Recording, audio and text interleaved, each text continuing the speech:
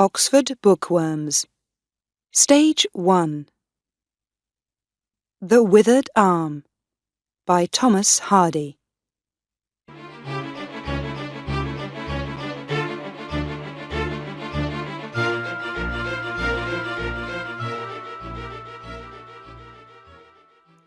Chapter 1. The Milkmaid and the Wife. It was 6 o'clock on a warm April evening, milking time for Farmer Lodge's 80 cows. They stood quietly in the dairy, and the milkmaids were all at work.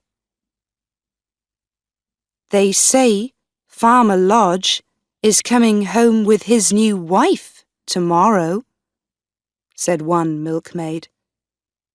"Yes, and she's young and pretty, I hear," a second girl said.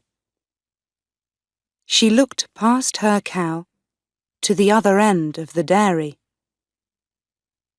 There was another milkmaid there, a thin, older woman, about 30 years old. The first girl looked at the older woman too. "I'm sorry for her," she said quietly to her friend. "Oh no," said the second girl. "That was years and years ago. Farmer Lodge never speaks to Rhoda Brook these days." When the milking was finished, the milkmaids left the dairy and went home. The thin woman, Rhoda Brook, did not walk to the village with the other girls. She went up the hill behind the farm to a little house near the trees. It was a poor house of only 2 rooms, and the roof did not keep the rain out. At the door of the house, the woman met her son, a boy of about 12, and they went inside. "I heard something at the dairy today," the woman said. "Your father is bringing his young wife home tomorrow. I want you to go and look at her." "Yes, mother," said the boy. "Is father married then?" "Yes." "You can go into town and do my shopping for me. And when you see her, there or on the road, look at her carefully." "Yes, mother." "What is she like? I want to know. Is she tall? Is she short? Are her eyes blue or brown or green? Look at the colour of her hair, the colour of her dress, and look at her hands. Does she have small white hands or the hands of a milkmaid, a worker's hands? You must look at all these things and tell me." "Yes, mother," the boy said again. He took a piece of bread from the table and began to eat it. His mother said nothing more, but turned her thin, pale face to the open door. Her beautiful, dark eyes stared out at the trees, seeing and not seeing. The next evening was warm and sunny. The road from the town to the farm went up and down a number of hills, and near the top of one big hill, the boy saw a carriage behind him. It was Farmer Lodge, with his new wife. She was a pretty young thing, much younger than her husband, with a sweet, innocent face. The boy carried a heavy bag and was happy to stop and stare for a minute. The carriage came slowly up the hill, and the boy took a good, long look at the farmer's wife. His eyes never left her face. The farmer did not look at the boy once, and at the top of the hill, the carriage went faster, leaving the boy behind. "How that poor boy stared at me," said the young wife. "Yes, my love, I saw that," the farmer said. "Is he a boy from the village?" "No, I think he lives with his mother on one of these hills." "He knows you then?" "Of course. And everyone is going to stare at you at first, my pretty Gertrude." "Yes, I know. But that poor boy had a very heavy bag. Perhaps he wanted us to help him with the bag." "Oh, these country boys can carry anything," said her husband. "They do it all the time." The carriage went quickly on. After a time, the boy left the road and went up the hill to his mother's house. She was home before him. She took the heavy bag from him and began to take the things out. "Well, did you see her?" "Yes, I had a good look at her on the road." "And what is she like?" "She's nice." "Is she young?" "Well, she's older than me." "Of course she is. But is she older than me?" "No, she's younger." "Ah, what colour is her hair?" "It's a brown colour, and her face is very pretty." "Are her eyes dark?" "No, they're blue, and her mouth is very nice and red. And when she smiles, you can see white teeth." "Is she tall?" said the woman, a little angrily. "I couldn't see. She was in the carriage." "Then tomorrow you must go to church. Go early, before she and Mr. Lodge arrive, and watch her when she walks in. Then come home and tell me." "Very well, Mother. But why don't you go and look at her?" "Never. I don't want to see her." "She was with Mr. Lodge, of course. Did he look at you or speak to you?" "No." The next day, the boy went to church and waited and watched. When Mr. and Mrs. Lodge arrived, everybody, not just the boy, stared at the new wife with interest. When the boy reached home, his mother said, "Well?" "She's not tall. She's short," the boy said. "Ah," said his mother, pleased. "But she's very pretty." "Very. She had a beautiful white dress on, and it made a lot of noise when she moved. Mr. Lodge looked very happy with her." "No more now," said the woman. You can tell me more later. In the next days, Rhoda Brooke heard more and more from her son about the new wife. The boy often saw Mrs. Lodge around the farmhouse, but his mother never saw her and never went near the farmhouse. At the dairy, the other milkmaids talked a lot about the new wife. They usually stopped when Rhoda was near, but she heard some of it. She remembered everything and forgot nothing.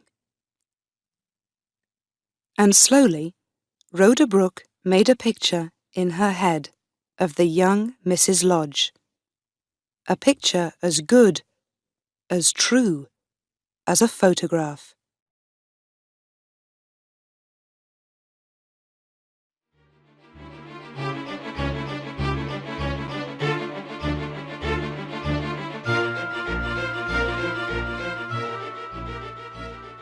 Chapter 2. The Dream. One night, 2 or 3 weeks later, when the boy was in bed, Rhoda Brooke sat by the dying fire in her little house. She stared at the fire for a long time, but she saw only the picture in her head of the new wife. At last, tired from her day's work, she went to bed. But the picture of Gertrude Lodge did not go away. When Rhoda slept, the young wife was still there in Rhoda's dreams. She sat on Rhoda's body in the bed, staring into Rhoda's face. Her blue eyes were cold, and with a cruel laugh, she put her left hand in front of Rhoda's eyes. There, on the third finger, was her wedding ring. And the phantom of Gertrude Lodge laughed again. Rhoda turned this way and that way, but the phantom was still there. It sat, heavier and heavier, on Rhoda's body, and now Rhoda could not move. Always in her ears was that cruel laugh, and always in front of her eyes was that left hand with its wedding ring. At last, half dead with terror, Rhoda suddenly put out her right hand, took hold of the phantom's left arm, and pulled it hard. The phantom fell off the bed onto the floor, and Rhoda sat up. "Dear God!" she cried. She felt cold, so cold. That was not a dream. She was here. She could still feel the young woman's arm under her hand, a warm, living arm. She looked on the floor for the woman's body, but there was nothing there. Rhoda Brooke slept no more that night, and at the dairy early the next morning, she looked pale and ill. She could not forget the feel of that arm under her hand. When she came home for breakfast, her son asked her, "What was that noise in your room last night, Mother? Did you fall off the bed?" "Noise? What time did you hear it?" "About 2 o'clock. But what was it, Mother? Something fell. I heard it. Was it you? Rhoda did not answer, and after breakfast she began to do her work in the house. At about midday, she heard something and looked out of the window. At the bottom of the garden stood a woman, the woman from her dream. Rhoda stood still and stared. The boy came to look out of the window too. "Oh, there's Mrs. Lodge," he said. "She told me—" "Told you?" said his mother. She looked angry. "Why did you speak to her? I told you not to." "She spoke to me first. I met her in the road." "When was this?" "Yesterday." "What did you tell her?" "Nothing. She began to talk to me, and then she saw my old shoes. She said, 'Do they keep the rain out?' And I said, 'No, they don't. But Mother and I have no money for new shoes.' Then she said, 'I can give you some better shoes.' She's bringing them now, I think. Perhaps they're in her bag. She's very nice, Mother. She gives things to lots of people." By now, Mrs. Lodge was at the door. Rhoda wanted to run away, but there was no back door in her little house. So she waited, and the boy ran to open the door. "This is the right house, then?" said Mrs. Lodge, smiling at the boy. "And this is your mother, is it?" The face and body were the same as those of the phantom in Rhoda's dream. But there was nothing cruel in this face. The blue eyes were warm, and the smile was sweet and kind. The young woman took the shoes out of her bag and gave them to the boy. She smiled and talked in a warm and friendly way. "How kind she is," thought Rhoda. "How young and sweet and innocent. Why did I have that bad dream about her? She's a friend, not an enemy." 2 days later, Mrs. Lodge came again, with a new shirt for the boy. And 12 days after that, she visited Rhoda a third time. The boy was out that day. "I like walking up here on the hill," Mrs. Lodge told Rhoda. "And your house is the only one up here." They talked about the weather and the village. Then Mrs. Lodge got up to leave. "Are you well, Rhoda?" she asked. "You look pale." "Oh, I'm always pale," said Rhoda.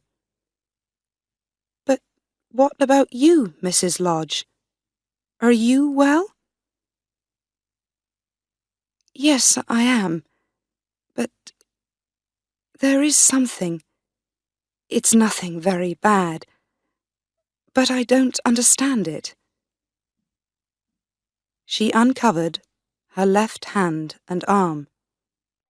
There were marks on the arm, yellowy-brown marks, like marks made by fingers. Rhoda stared at them. How did it happen?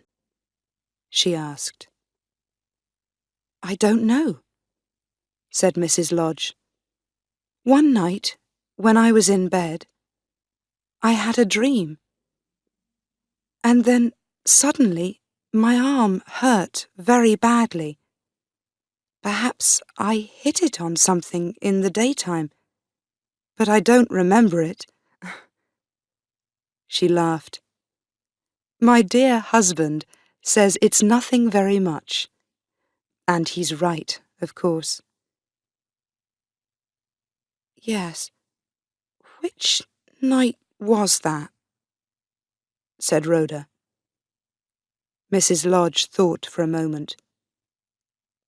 It was 2 weeks ago today. It was 2 o'clock in the night. I remember, because I heard the clock.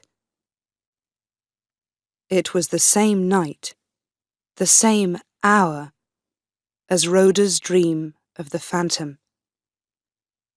Rhoda remembered the terror of it, and felt cold. How can this be? She thought, when Mrs. Lodge left. Did I do that? But why? She is innocent and kind. I don't want to hurt her. And how can a thing like that happen? Only witches can do things like that.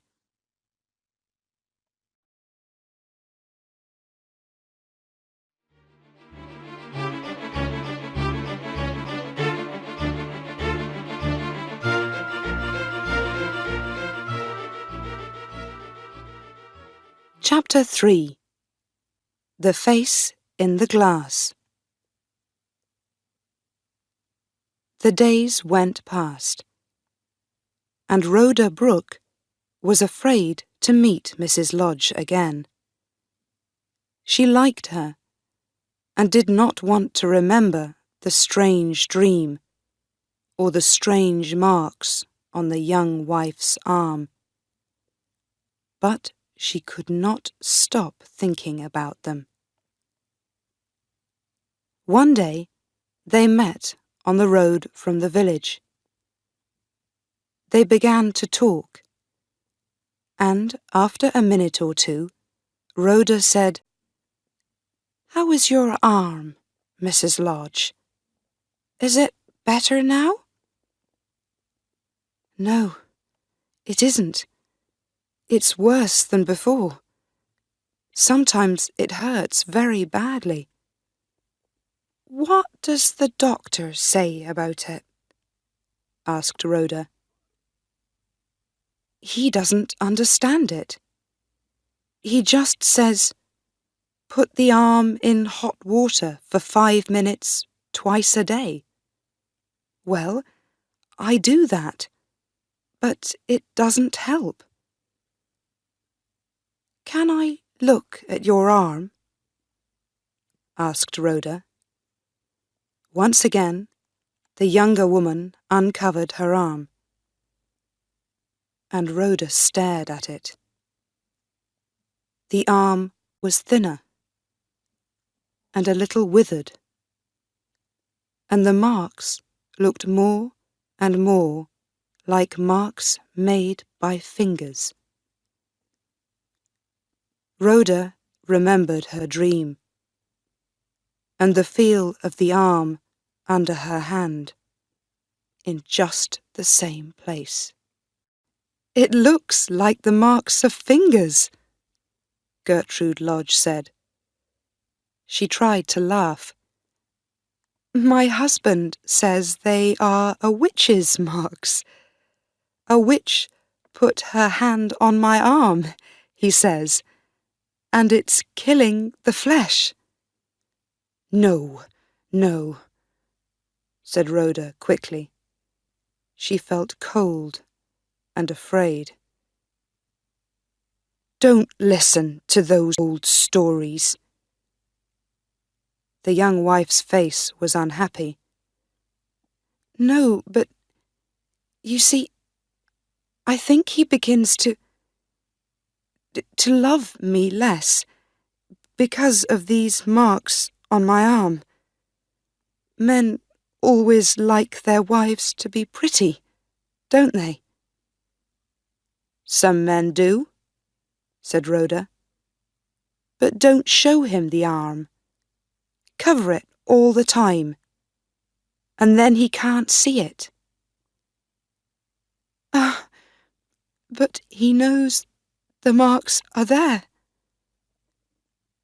Gertrude looked away, but Rhoda could see the tears in her eyes. "I hope your arm is better soon, Mrs. Lodge," she said quietly. She said goodbye and began to walk home. She felt sorry for the poor, innocent young wife, and did not want to hurt her. But she did not feel sorry for the husband. She walked home, thinking about him. "So, Farmer Lodge," she thought, "you loved me once, but then you left me and did nothing to help me.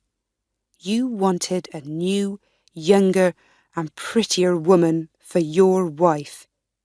But she is not so pretty now, is she?"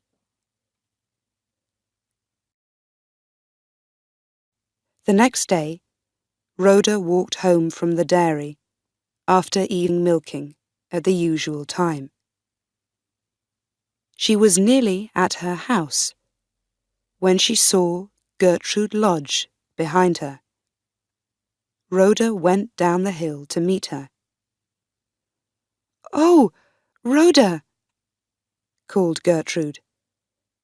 "I wanted to see you, to ask you—" Her face was pale and worried, and she held her left arm with her other hand. "Somebody told me," she said, "about a man at Egdon Heath. They don't know his name, but they say he is a famous wise man and can help people with things like this." She looked down at her left arm and then looked at Rhoda with hope in her eyes. "They say you know about him, this wise man.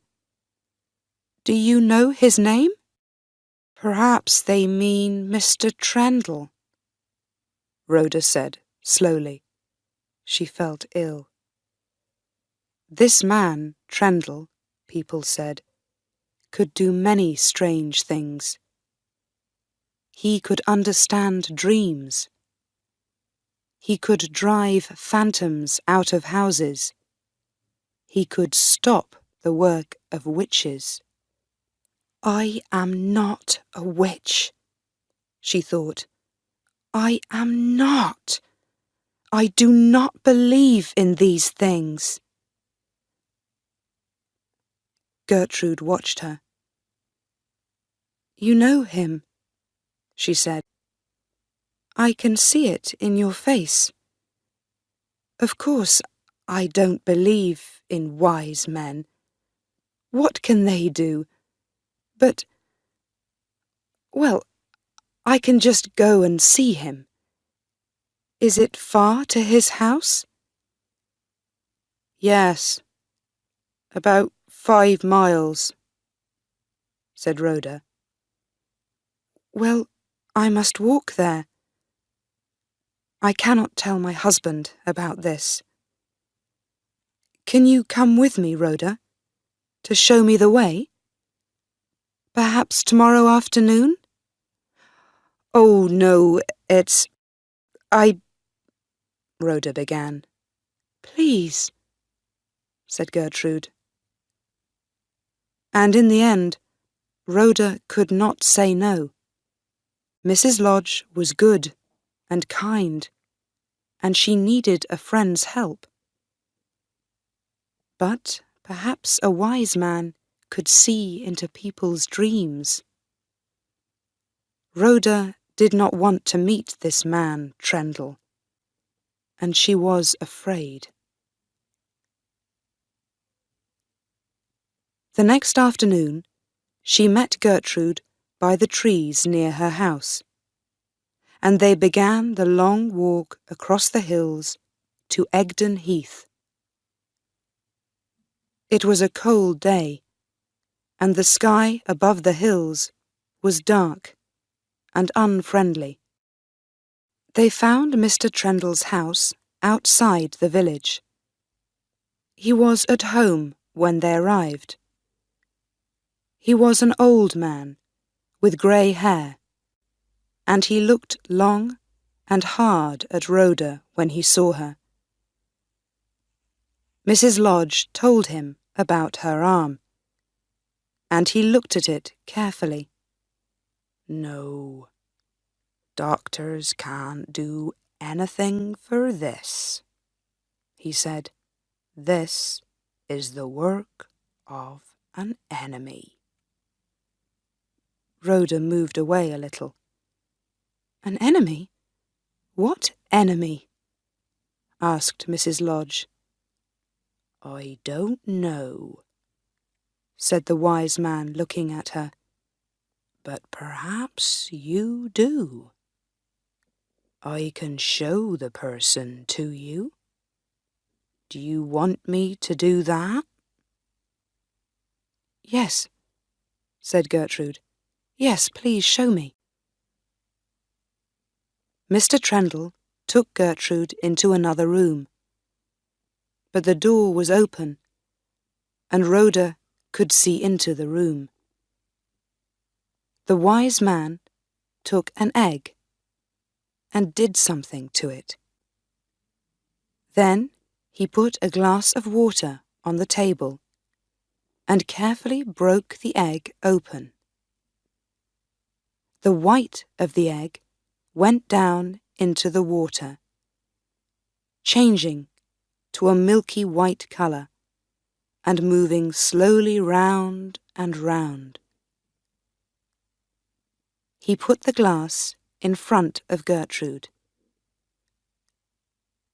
"Look down into the water," he said. "Look for a face." Gertrude stared down into the water. "Do you see a face?" the wise man asked quietly. Gertrude whispered something, but Rhoda could not hear. She turned away from the door. When Mrs. Lodge came out, her face was pale, paler than Rhoda's. Mr. Trendle closed the door behind her, and the two women began to walk home. But things were not the same between them. Did he ask for money?" Rhoda said quietly. "Oh no, nothing. He did not want a penny," said Gertrude. "And what did you see?" asked Rhoda. "Nothing. I don't want to speak about it."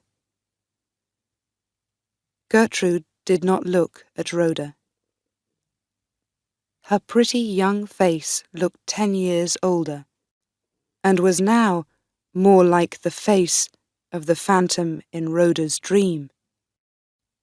They did not speak for a long time. Then Gertrude said suddenly, "Did you want me to come here and see this wise man? How strange of you." "No, I didn't. But now I am not sorry we came." For the first time since her dream, Rhoda felt a little pleased. Life was cruel, she thought, and Gertrude Lodge must learn that lesson too. On the long walk home, they did not speak again about their visit to the wise man. but other people did, and whispered stories about it in all the farms and dairies. Mrs. Lodge could no longer use her withered arm to do anything, and people began to put the word witch in front of the name Rhoda Brooke. Rhoda said nothing to anybody about the phantom of her dream, but her face got thinner and paler. And in the spring, she and her boy left their house and went away into the hills in the west.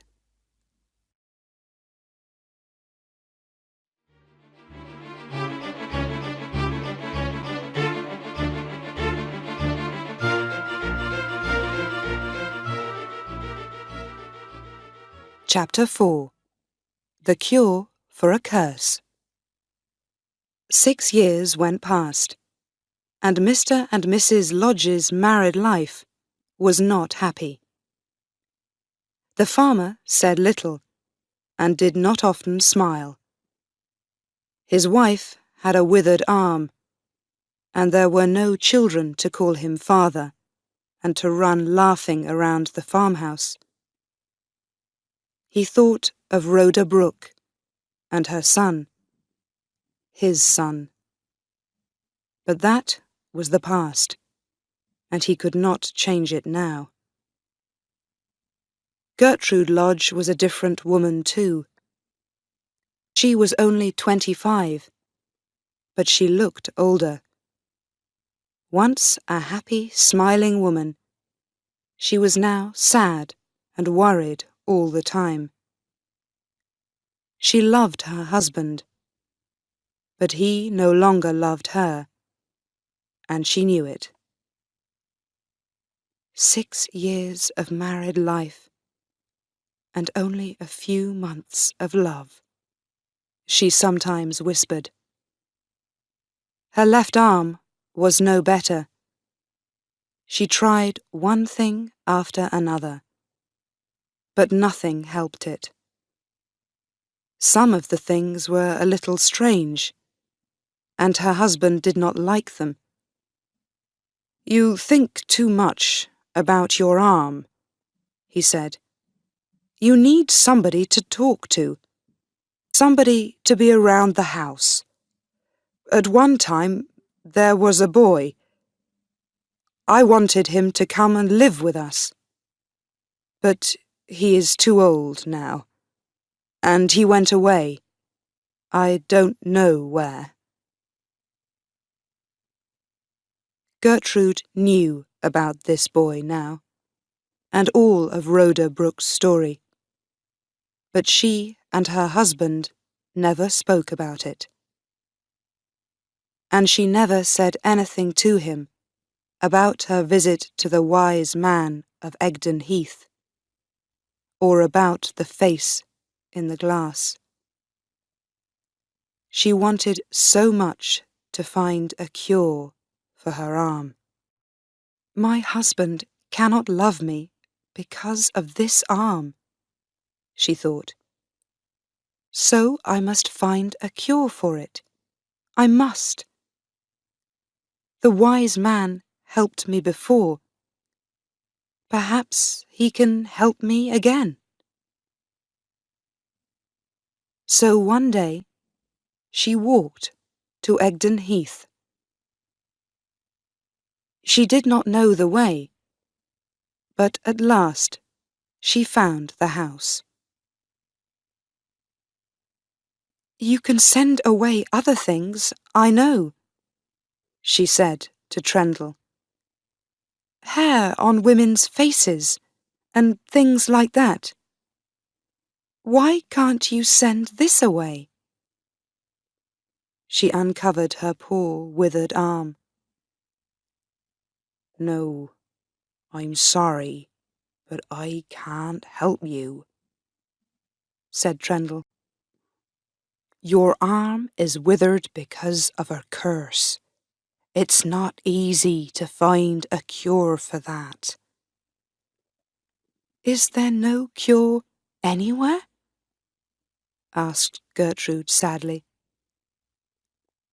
There is one thing, Trendle began slowly, but it's not easy for a woman to do.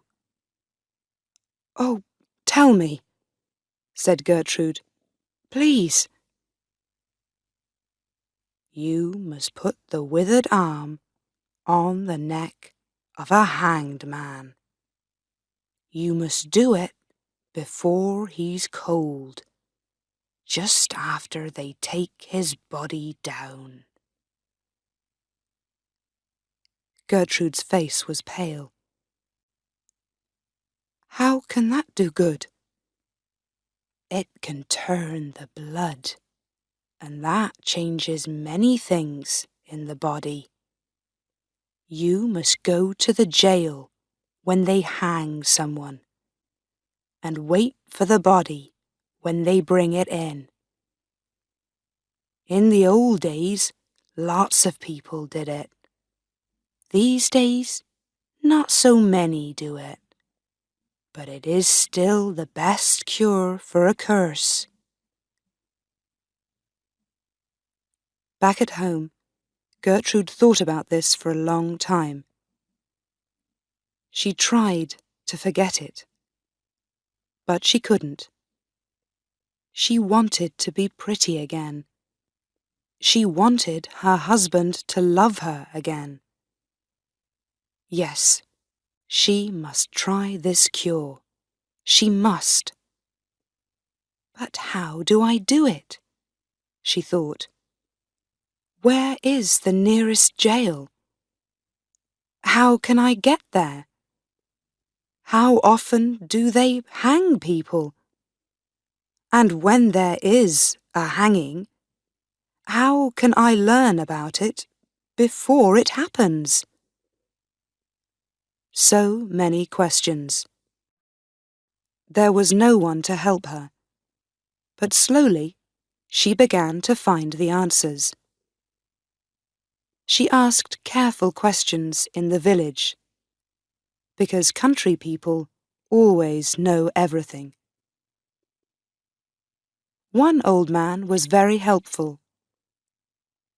The nearest jail is at Casterbridge, 15 miles away, he told Gertrude. They have trials there every 3 months, and there's usually a hanging after the trials. Some poor man or boy takes a cow or a sheep or just some bread, and they hang him for it. Lots of people go to watch the hangings. I don't know why. The next trials were in July, Gertrude learned. She asked her husband about them, but Lodge said very little. He was colder to her than usual, and she did not ask him again. He was often away these days, so she did not see much of him. July came, and Gertrude went to see the helpful old man in the village again. Just one hanging this time, he told her. It's for arson, I think. They're going to hang him next Saturday. Gertrude walked slowly home. I cannot tell my husband about this cure, she thought. And how can I be away from home for 2 nights? What can I say to him? But in the end, it was easy. On the Thursday before the hanging, Lodge came to her. I'm going away for 3 nights, he said. It's about farm work, so you can't come with me. That's all right, Gertrude said quietly. I'm happy to stay at home. They said nothing more, and on Thursday, Lodge drove away in the carriage.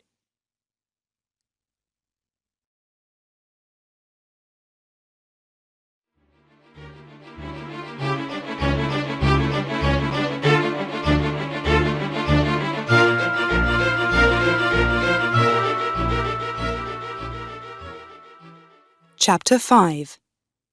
The Hangman.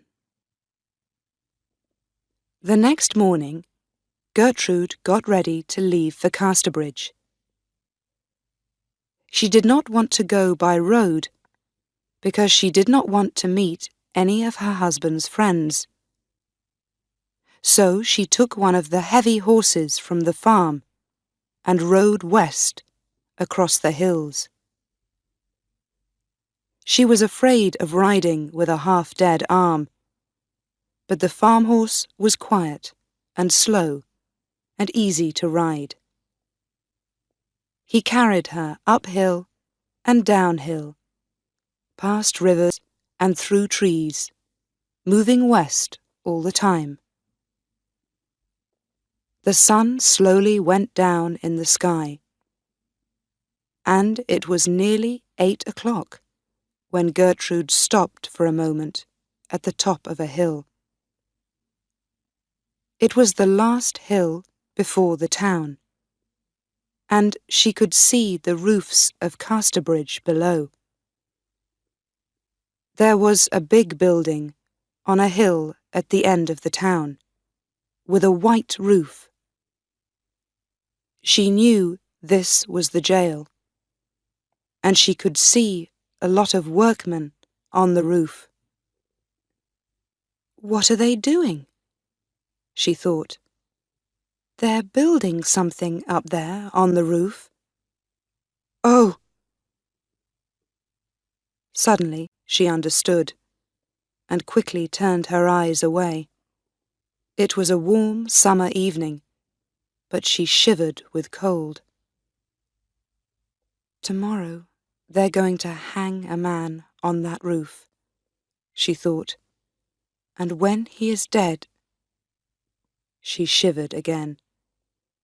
But then she remembered her husband's cold words and his unsmiling face, and she rode on down into the town. She found a room to stay for the night, and then went out into the town. What do I do now? She thought. How can I get into the jail tomorrow?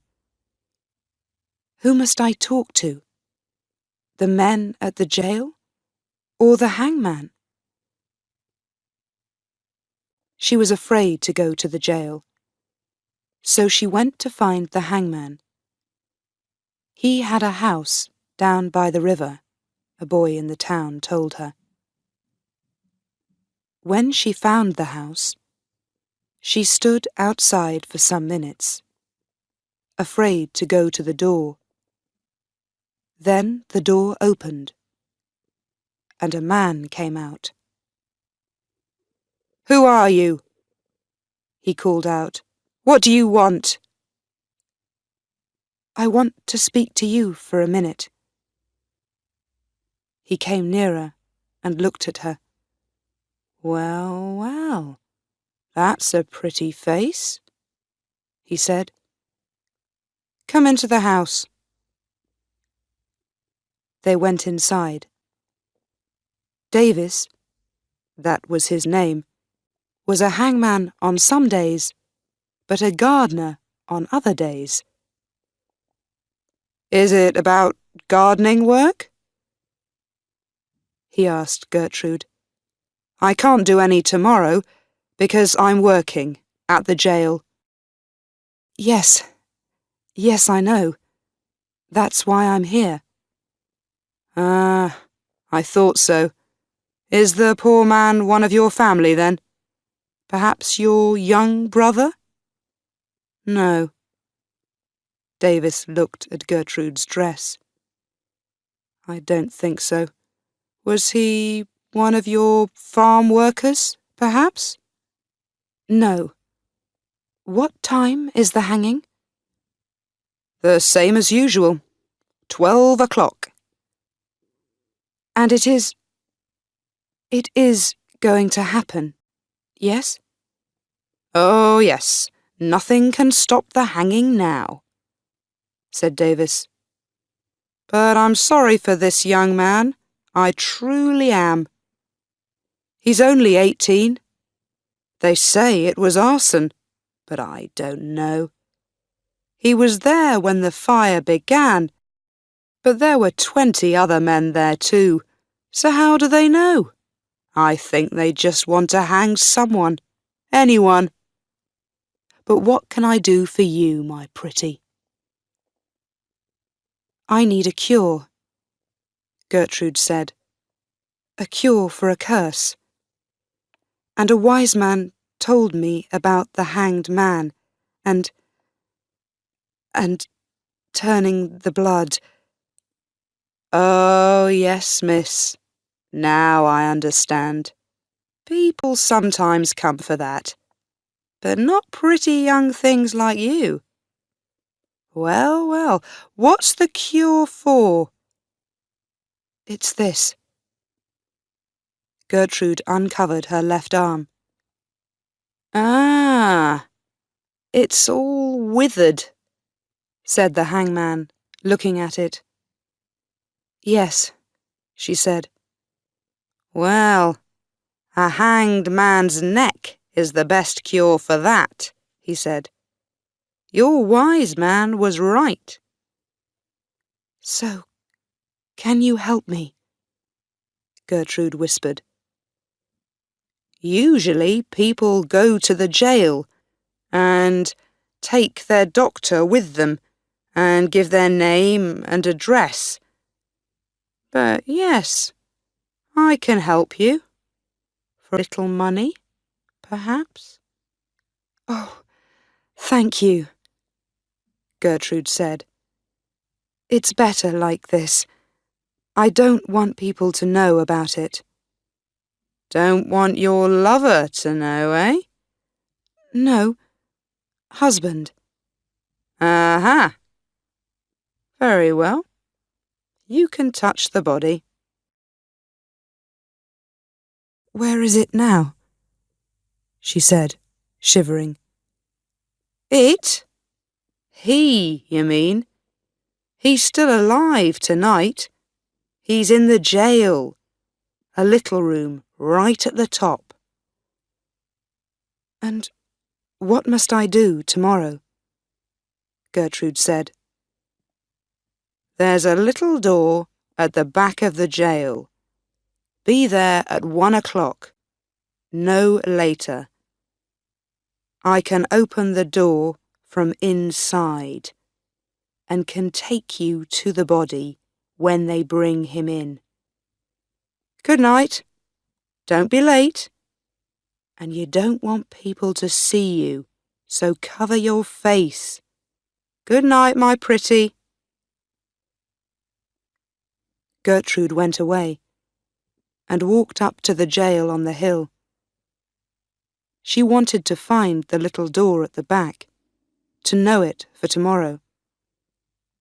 Then she went back down into the town and went to her room and waited for the morning.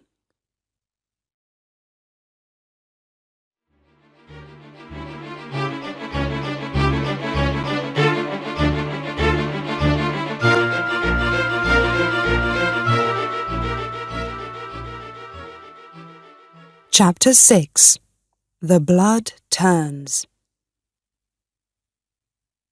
At 12:30 on Saturday, Gertrude Lodge walked up the hill to the jail. She went there by the small back streets, because there were so many people in the town. They were there for a holiday, to watch the hanging.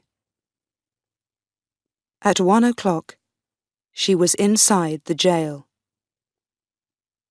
The hangman took her to a long, dark room with a table. Wait there, he told her. 2 or 3 minutes, no more.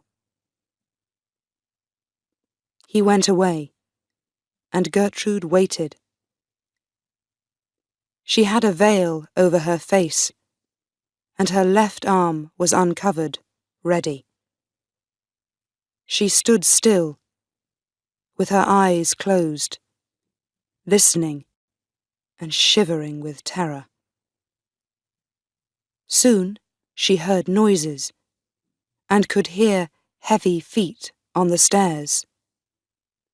The heavy feet came nearer, and 4 men came into the room with a long box. It was open, and in it was the body of a young man, with a cover over his face. The men put the box down on the table. "Now!"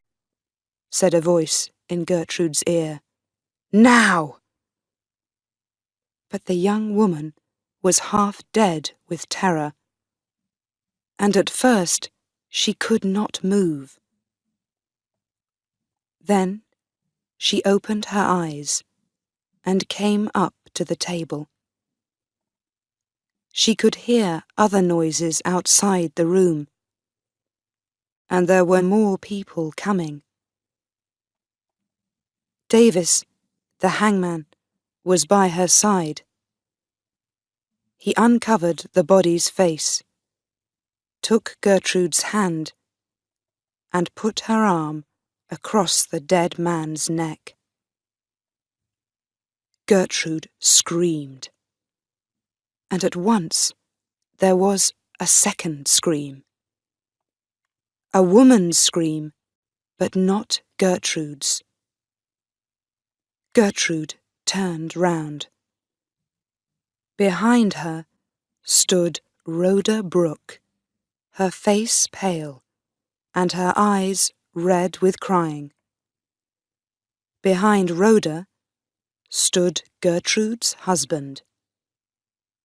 He looked old and sad, but there were no tears in his eyes. "You! What in God's name are you doing here?" he whispered angrily. "Oh, cruel, cruel woman!" cried Rhoda. "Why do you come between us and our child now? This is the true meaning of my dream. You are like that cruel phantom at last." When Gertrude saw her husband with Rhoda, she knew at once that the dead young man was Rhoda's son. She stared at Rhoda with terror in her eyes. Then Rhoda ran to Gertrude, closed her hand round the younger woman's arm, and pulled her away from the table. When she let go of the arm, the young wife fell down at her husband's feet. She never opened her eyes again. They carried her out of the jail into the town, but she never got home alive. Perhaps it was the turning of the blood. Perhaps it was her withered arm. Perhaps it was her terror in the jail when she turned and saw Rhoda behind her. Doctors came and looked at her, but they could do nothing to help her. And 3 days later, she died. In those days, the unhappy parents of a hanged man came and took the body away after the hanging. That was why Farmer Lodge was at the jail with Rhoda that day. It was not his first visit to the jail. With Rhoda, he went many times to visit his son that summer. and that was why he was away from the farm so often. But after his young wife died, nobody ever saw Farmer Lodge in Casterbridge again. He went home to his farm, but he did not stay there long. After a short time, he sold the farm and the farmhouse and all the cows and sheep and horses. Then he went away to live in a small town by the sea. He lived very quietly, without any friends or family near him. When he died 2 years later, he left a lot of money. Most of it went to a home for poor boys. But there was money for Rhoda Brooke too. For some time, nobody could find Rhoda. Then one day, she came back to her old house near the dairy. But she never took a penny of Farmer Lodge's money. She went back to work in the dairy and worked there for many long years, milking the cows in the morning and again in the evening. Her dark hair turned white, and her sad, pale face looked thin and old. Most people knew Rhoda's story, and sometimes they watched her at milking time. What did she think about all those long days at morning and evening milking? But nobody ever asked her, and nobody ever knew the answer.